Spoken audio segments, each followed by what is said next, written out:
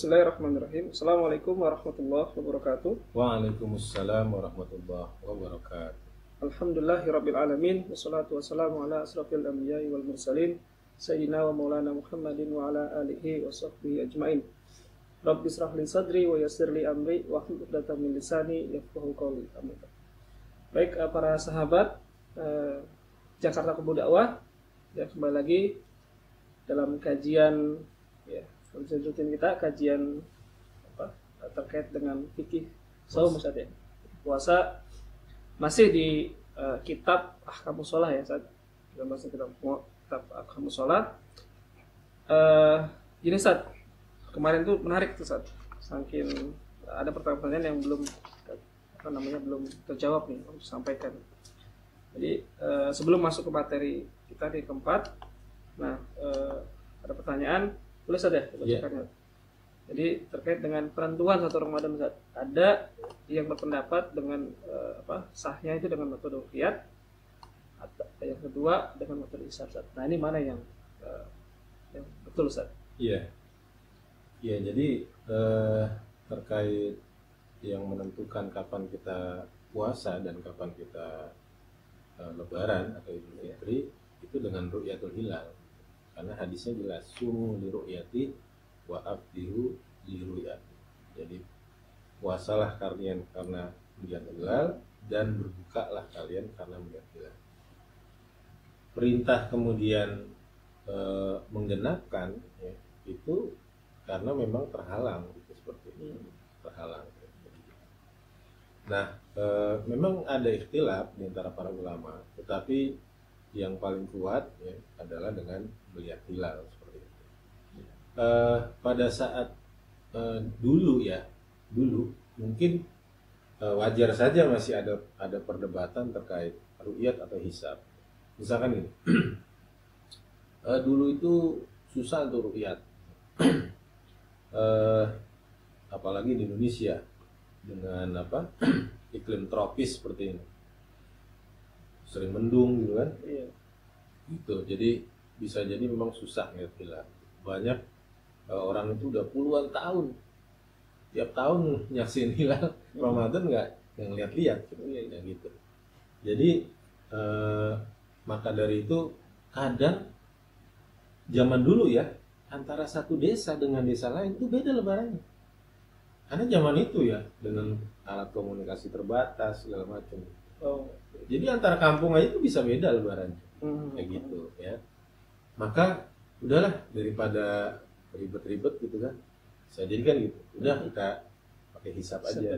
Jadi udah kita bisa tentukan tahun depan lebaran tanggal segini, udah beres gitu kan. Dan itu bisa menyatukan seragam banyak kampung, banyak kota gitu kan.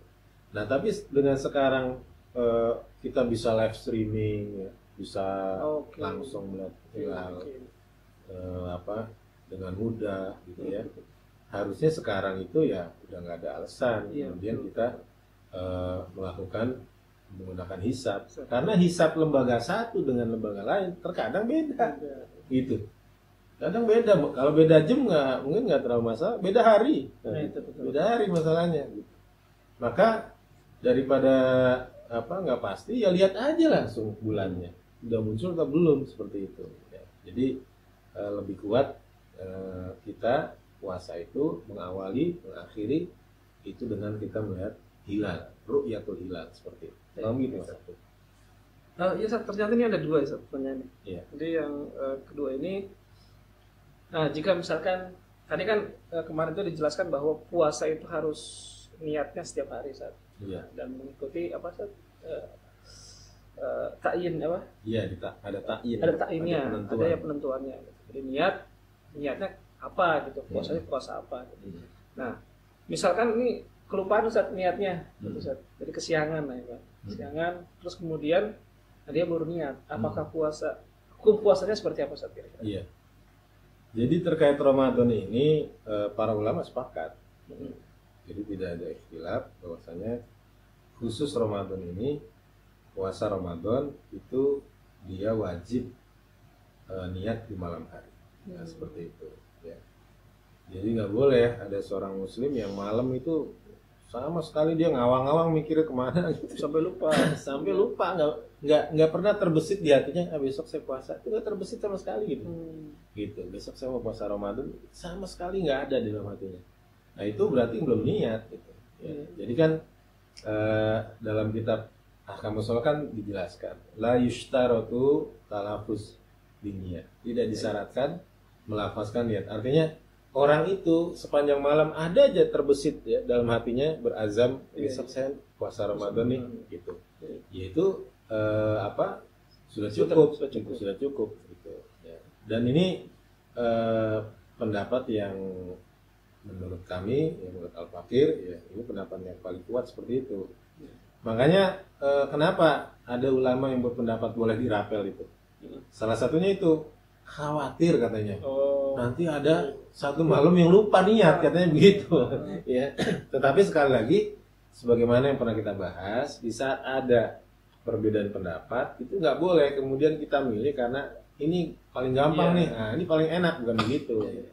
Tapi kita lihat mana yang paling arjah, mana yang paling kuat dalilnya. Di saat Nabi mengatakan man lam yubayyitis siyam minal lail fala siyamalahu, maka berarti wajib bagi setiap muslim itu niat di malam hari, menginapkan niatnya gitu, seperti itu.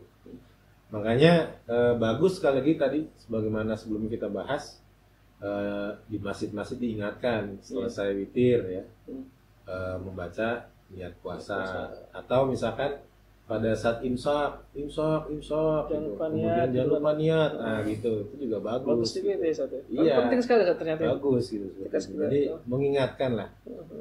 Karena masih ada 10 menit itu imsak itu sebelum masuk subuh, sehingga nanti kalau belum niat ya itu sah dia puasa Ramadannya seperti itu. Tadi batasnya bukan imsak ya, Sat ya? Subuh ya? Subuh ya. Jadi kalau misalkan gitu ya ada udah imsak tetapi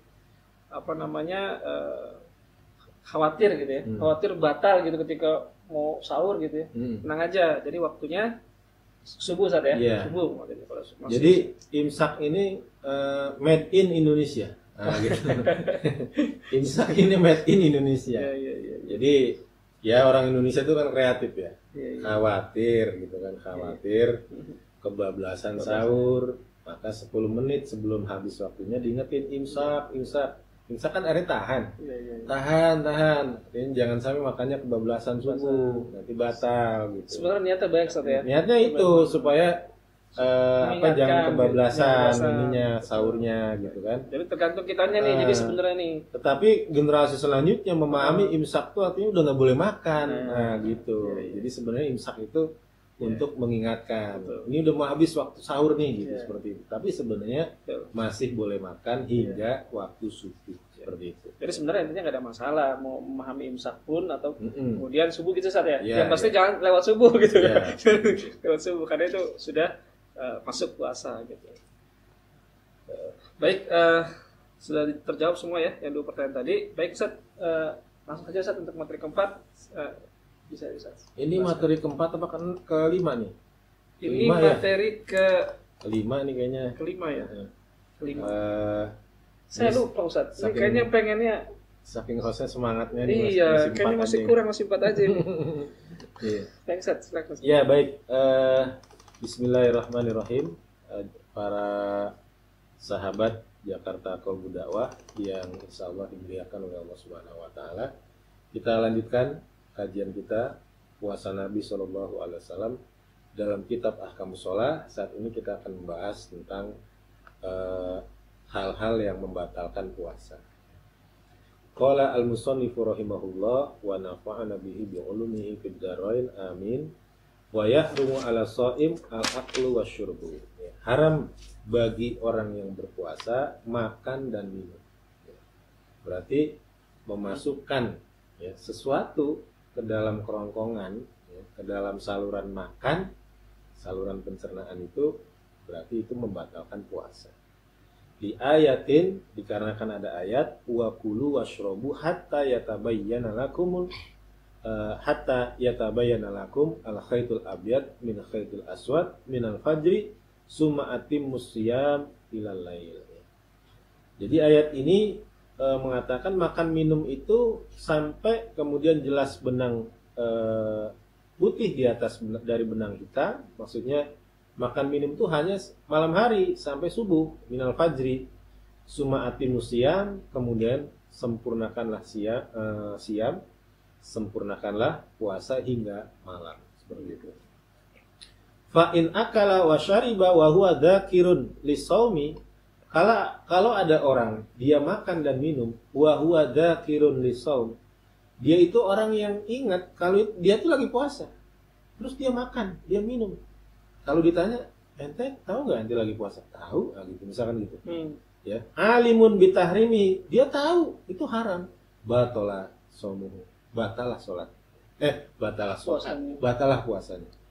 Li'annahu fa'ala ma yunafis shaum min ghairi udhrin, dikarenakan dia melakukan yang bertentangan dengan puasa tanpa udzur. Ya, seperti itu. Maka kalau ada orang, maksudnya dia tuh ingat dia lagi puasa, dia tahu itu nggak boleh. Maksudnya apa? Dia nggak lupa. Orang itu nggak lupa, gitu. Berarti dia sengaja makan, sengaja minum, maka batal puasanya. Wa in istamala sa'ud au sobbal ma fi udhuni. Kalau dia menggunakan sa'ud, ya. Sa'ud itu obat yang dimasukkan ke hidung.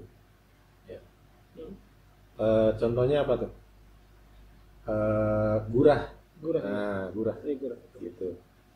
Au sobbal ma fi udhuni, ya. Atau dia memasukkan air ke kupingnya. Fawasala ila dimagi batola saumuhu. Kemudian sampailah ke dimagnya, ke kepalanya, masuk ke kepalanya, batalah puasanya. Dimag ini bisa maknanya muhur ra'si, ya, inti dari kepala, otak maksudnya. Dimag itu bisa maknanya juga ar-ra'su, bisa maknanya ada kepala. Jadi kalau masukin air atau apa ke kuping untuk obat atau apalah itu masuk, ya berarti itu batal puasanya. Gitu juga hidung, masukin sesuatu ke hidung, masuk kepala, maka batalah puasanya, gitu. 5 rawa Laqit bin Sabrah radhiyallahu anhu qala, dikarenakan Laqit bin Sabrah telah meriwayatkan, dia berkata, qultu ya Rasulullah akhbirni anil wudu. Dia berkata, saya telah berkata, kata Laqit, wahai Rasulullah, ya, kabarkanlah untukku tentang wudu. Qala, kemudian Nabi bersabda, asbighil wudu'a wa khalil bainal asabi. Bersungguh-sungguhlah kamu, ya, di dalam wudu, atau sempurnakanlah wudumu, ya, dan apa nih namanya kayak begini? Apa namanya?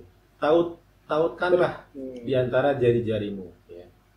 Wa balik fil istinsyak, ya, dan berlebihanlah dalam beristinsyak. Istinsyak itu kalau kita wudu, ya, setelah kita kumur-kumur itu disunahkan istinsyak dari istinsar.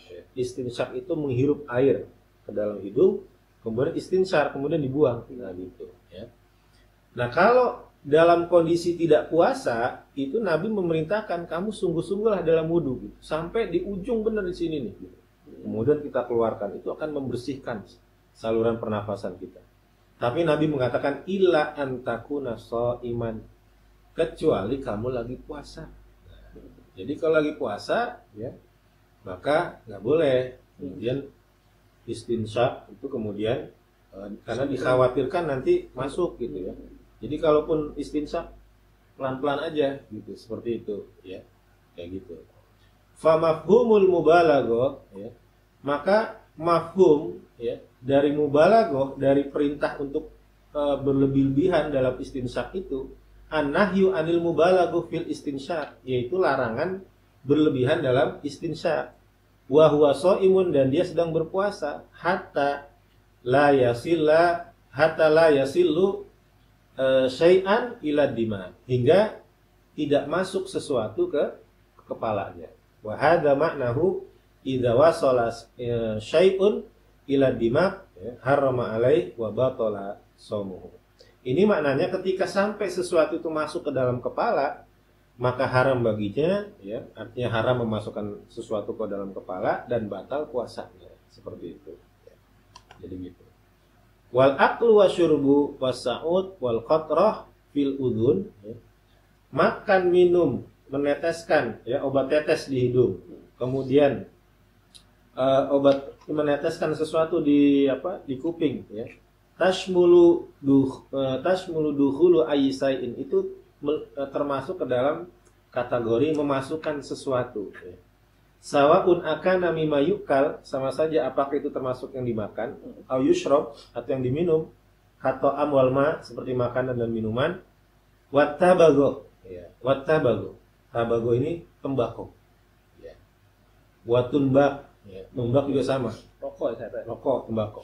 Wa ma syabaha dzalika, dan yang semisal dengan itu, ya. Semisal dengan itu, amkana mimma yasta'milu kas-sa'ud, ya. Apakah itu dari apa yang digunakan seperti sa'ud, obat tetes di hidung, fil anfi, ya. Wal qatrah fil udhuni, ya. Tetesan di kuping, wa ma syabaha dzalika, ya. Jadi semua itu, ya, itu bisa membatalkan puasa. Gitu. Termasuk itu yang mata itu, tetes mata. Udah sebut ya? Ya, tetes mata itu dia kalau dia yang kita pahami kan tetes mata itu tidak sampai masuk ke kerongkongan, ke kepala gitu, ya, seperti itu. Jadi dibolehkan. Itu tidak termasuk, ya? Iya, tidak termasuk. Makanya di sini yang disebutkan adalah kalau meneteskan di hidung atau di kuping, atau ya makan masuk di kerongkongan, seperti itu. Yang kita pahami memasukkan itu bisa masuk ke kepala itu hanya dari arah kuping, hidung atau mulut, seperti itu, ya. Jadi begitu. Kemudian di sini dikatakan wa kadzalika tahrumul mubasyarah fil farji liqouli ta'ala, ya. Begitu juga haram, ya, artinya dilarang berhubungan. Berhubungan di sini maksudnya berhubungan suami istri, fil farji, berhubungan seksual, ya. Dikarenakan Allah Subhanahu wa taala berfirman, "Fal'an basyiruhunna." Maka sekarang kalian boleh, ya. Basyiruhunna, kalian boleh berhubungan, gitu. Fadala ala adamil mubasyarah qabla al-an, ini menunjukkan tidak adanya mubasyarah, tidak boleh berhubungan sebelum sekarang, gitu. Wa huwa nahar, yaitu di siang hari, gitu. Karena ayat itu membolehkan berhubungan di malam hari. Fa in basyara fil farji batala shaumuhu, kalau melakukan hubungan seksual maka batallah puasanya. Wa in basyara fi maduna farji, tapi kalau hubungannya itu tidak hubungan seksual dalam artian bertemunya kemaluan, fa anzala, ya, au qabbala fa anzala batala shaumuhu wa ilam yunzil lam yubtil, ya. Nah, di sini ada rinciannya. Jadi kalau hubungan seksual dalam artian bukan kekemaluannya, kalau kemudian terjadi ejakulasi, nah ini perlu para ulama ini detail, ya, dan tidak malu untuk menyampaikan, gitu, ya. Bisa jadi ada orang kan mohon maaf, gitu, ya, belum buka celana dia udah ejakulasi misalkan, ya, mohon maaf, ya, gitu. Bagaimana tuh? Atau dia di sini katakan au qabbala fa anzala, ya. Dia mencium kemudian keluar, ya. Kemudian ejakulasi, batola shaumuhu. Jadi kalau sampai ejakulasi, ya, mencium atau melakukan apapun berupa hubungan seksual, itu batal puasanya, ya. Wa ilam yunzil lam yubtil. Tapi kalau tidak sampai keluar, ya, tidak sampai ejakulasi, maka tidak membatalkan. Seperti itu. Apa dalilnya? Lima rawa Jabir radhiyallahu anhu, dikarenakan sahabat Jabir radhiyallahu anhu telah meriwayatkan, dia berkata, qabbaltu wa ana shaimun, saya sudah mencium istri saya sedangkan saya sedang puasa. Fa ataitu nabiyya sallallahu alaihi wasallam, maka saya mendatangi Nabi sallallahu alaihi wasallam, fa qultu qabbaltu wa ana shaim. Nabi, saya mencium istri saya mencium, ya. sedangkan saya lagi puasa. Faqala, kemudian Nabi berkata, "Ara'aita, bagaimana pendapat kamu Jabir? Lau tamat matta, kalau kamu itu berkumur-kumur, wa anta shaimun, sedang kamu lagi puasa." Qala qultu la ba'sa. Kata Jabir, kalau kumur-kumur doang mah enggak ada masalah wahai Nabi gitu. Qala fayutim, ya kalau gitu kamu sempurnakan puasa kamu, kata Nabi gitu ya. Akhraj Ibnu Abi Syaibah, ya, hadis ini dikeluarkan oleh Ibnu Abi Syaibah. Fashibhul qublah bil madmadah, maka di sini Nabi menyerupakan mencium dengan berkumur-kumur. Nah, gitu seperti itu.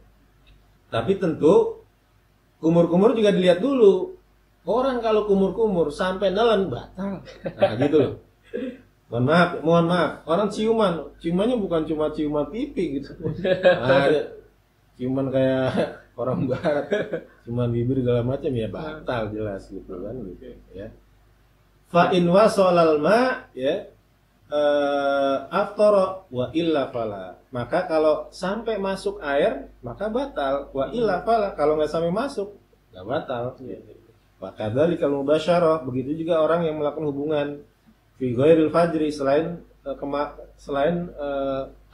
tanpa bertemu kemaluan, wal qublah, dan juga bercium, ya, mencium istri, itu boleh, dalam artian tidak membatalkan puasa kalau tidak sampai ejakulasi tadi seperti itu, atau sampai ada yang masuk ke dalam kerongkongan, yaitu batal seperti itu ya. Jadi boleh bagi yang punya istri mau berangkat kerja cium istri, yang penting istri sendiri.